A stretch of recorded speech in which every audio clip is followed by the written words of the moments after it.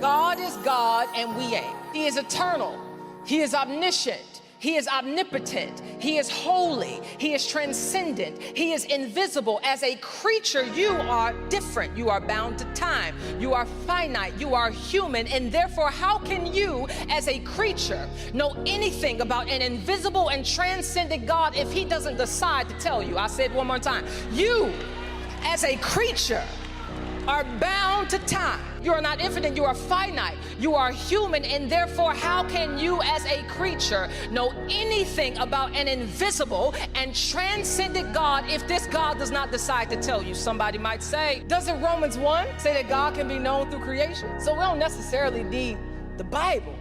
If we can learn about God from the trees and from the stars and from the moon and from the mountain, and I would respond by saying that's weird. It's weird to me when people use the Bible to undermine the Bible. It feels satanic. The only reason you know that the creation preaches is because the Bible told you so. Secondly, by looking at creation, somebody would come to the conclusion that somebody divine had to make all of this. So the creation is able to preach that there is a God, but creation cannot tell you which God it is. Therefore, creation is an insufficient source of divine revelation. But do you know what is sufficient? The Bible. The first sentence of it, Genesis 1:1 says, in the beginning, God created the heavens and the earth. And I love this part. Do you know how he did it? With words. He merely said, let there be, and there was. And this God does not just make worlds with words.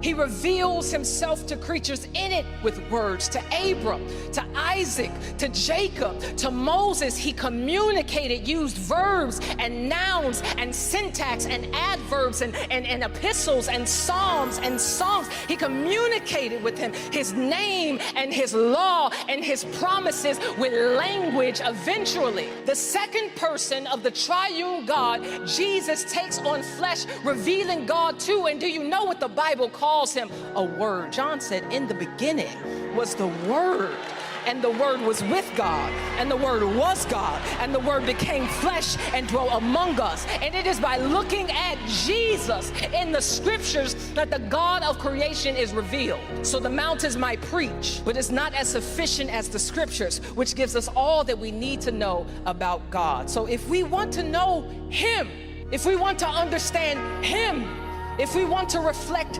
him, if we want to meditate on him, we must know the words that he has given us. There is no legitimate knowledge of God that you can have without God's revelation. And since God wants to be known by you,